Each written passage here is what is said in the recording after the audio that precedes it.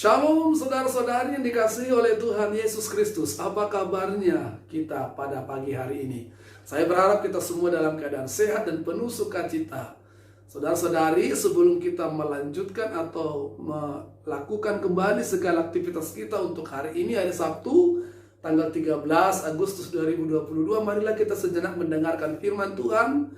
Kita mengawalinya dengan berdoa. Kasih karunia dan damai sejahtera yang daripada Allah Bapa dan dari anaknya Tuhan Yesus menyertai saudara sekalian. Amin. Saudara-saudari, firman Tuhan hari ini tertulis di kitab 1 Samuel 7 ayat 3, demikian dikatakan.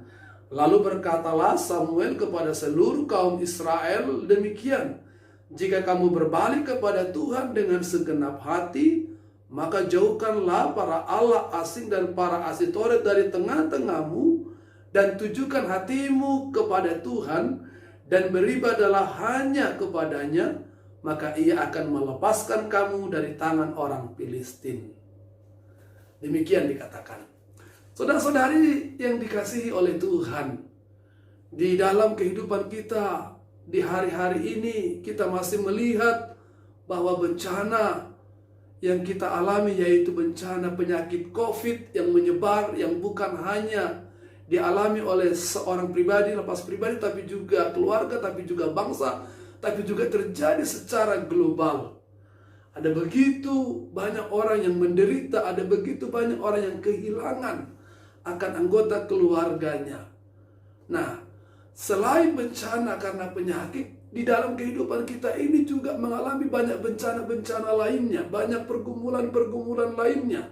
Baik bencana yang terjadi karena alam, atau bencana yang bukan karena alam. Misalnya karena peperangan, kekeringan karena gunung-gunung yang tadinya begitu penuh dengan hutan dan kayu-kayu ditebangi, sehingga ada bukit-bukitan tandus, gunung-gunung yang tandus. Begitu hujan deras datang, mendatangkan kebanjiran. Atau bencana sosial, kemiskinan, karena ketidakadilan, karena korupsi yang luar biasa, atau karena berbagai kejahatan manusia lainnya. Begitu banyaknya bencana yang terjadi di dalam kehidupan kita, sering membuat kita sebagai manusia bertanya, apakah yang sedang terjadi ini, dan siapakah yang layak untuk dipersalahkan? Atau bagaimanakah kita bisa keluar dari persoalan kehidupan yang penuh dengan segala bencana itu? Sampai saat ini tentu kita harus merenungkan bagaimana kita bisa menyelesaikan dan mengendalikan serta memulihkan kembali kehidupan ini untuk menjadi lebih baik lagi. Saudara-saudari, firman Tuhan hari ini juga mau mengajak kita untuk melihat bagaimana pergumulan bangsa Israel yang mengalami penderitaan karena mengalami bencana kesusahan di tengah-tengah kehidupan mereka. Sebuah bangsa yang sudah dibawa oleh Tuhan dari tanah Mesir untuk menjadi bangsa yang merdeka, menempati tanah perjanjian yang begitu baik, begitu subur dan menjanjikan kehidupan yang baik. Tetapi sekarang mereka mengalami kesusahan, mereka mengalami penindasan, mereka mengalami penderitaan karena bangsa Filistin yang ada di sekitar mereka sedang memerangi mereka, sedang mempersulit kehidupan mereka. Dan mereka akhirnya tidak bisa menikmati hidup sebagai bangsa yang merdeka karena mereka dibawa ketakutan di mana bangsa Filistin mau menindas dan mengambil kekayaan alam serta buah dari hasil apa yang mereka tanam dan mereka kerjakan. Dalam keadaan yang seperti itu mereka berseru kepada Tuhan melalui Samuel yang pada saat itu adalah sebagai hakim yang diangkat Tuhan menjadi perpanjangan tangan Tuhan, perpanjangan lidah Tuhan untuk menyampaikan pesan-pesan Tuhan kepada mereka dan mengajarkan mereka bagaimana mereka seharusnya hidup sesuai dengan kehendak Tuhan. Samuel mengingatkan kehidupan bangsa yang sedang menderita itu. Samuel mengatakan bahwa mereka mengalami kesusahan ini, mereka mengalami penderitaan ini adalah karena perbuatan mereka yang menyakiti hati Tuhan, karena perbuatan mereka yang menyembah dewa-dewi Allah-Allah lain yang sesungguhnya dari sejak awal Tuhan sangat larang.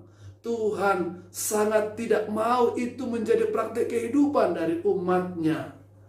Mereka bahkan menyembah Asyitoret. Mereka beribadah kepada Allah dari bangsa-bangsa yang ada di sekitar mereka. Yang dari sejak awal sudah diingatkan Tuhan bahwa itu adalah perbuatan yang harus mereka jauhkan, yang harus mereka hindarkan. Tetapi bangsa itu tidak tunduk, tidak taat kepada apa yang diperintahkan Tuhan. Akhirnya mereka mengalami kesusahan, akhirnya mereka mengalami penderitaan. Bangsa di sekitar mereka mempersulit kehidupan mereka, menjajah mereka, menindas mereka, mengambil apa yang mereka kerjakan.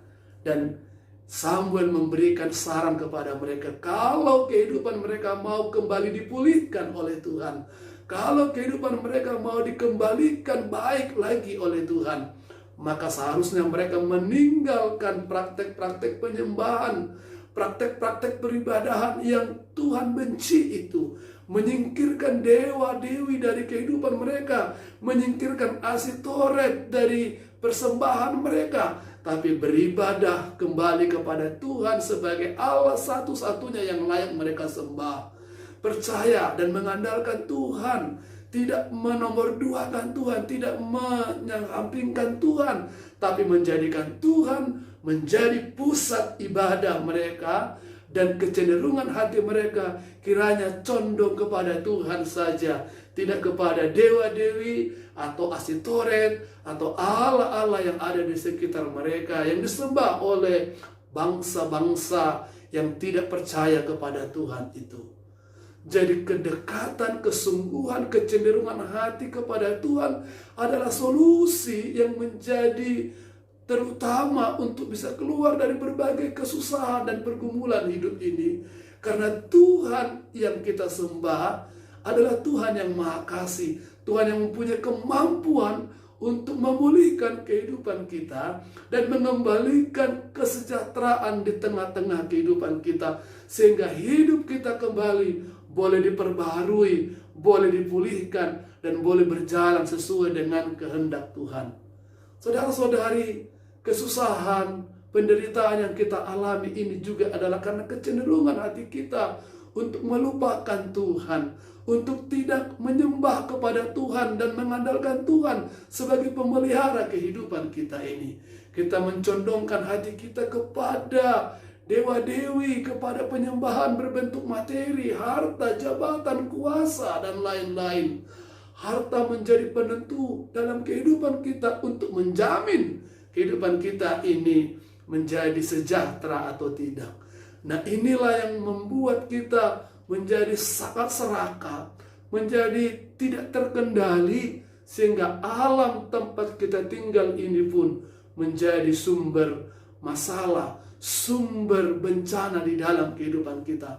Hari ini Tuhan ingatkan kita, mari kembali beribadah kepada Tuhan, mari mencondongkan hati kita kepada Tuhan, mari memohon kepada Tuhan untuk Tuhan bisa memulihkan, sekaligus kita juga memperbaiki kehidupan kita, memperbaiki cara kita menjalankan hidup kita, sehingga keserakahan, kerakusan, egoisme, mementingkan diri sendiri, itu juga mulai kita perbaiki, kita kurangi, dan akhirnya hilang dari dalam diri kita, supaya kehidupan yang lebih baik bisa kembali kita rasakan, supaya kesejahteraan yang dari Tuhan bisa kembali kita nikmati di tengah-tengah kehidupan ini.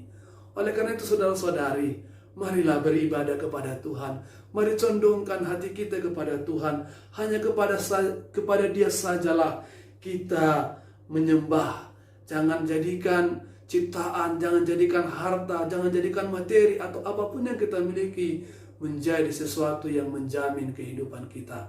Tapi hidup kita biarlah di tangan Tuhan, dan Tuhanlah yang akan menganugerahkan kepada kita apa yang terbaik untuk segala kebutuhan kita. Selamat bekerja, beraktivitas, dan berkegiatan sepanjang hari ini. Tuhan Yesus memberkati. Amin. Bapa dalam surga, terima kasih untuk firman-Mu yang mengingatkan kembali atas segala pergumulan persoalan yang kami hadapi di tengah-tengah kehidupan kami.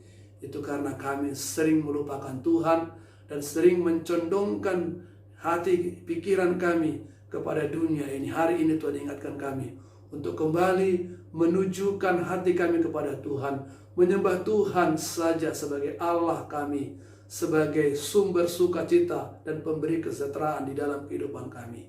Terima kasih Bapa. Dalam nama Tuhan Yesus kami berdoa dan mengucap syukur.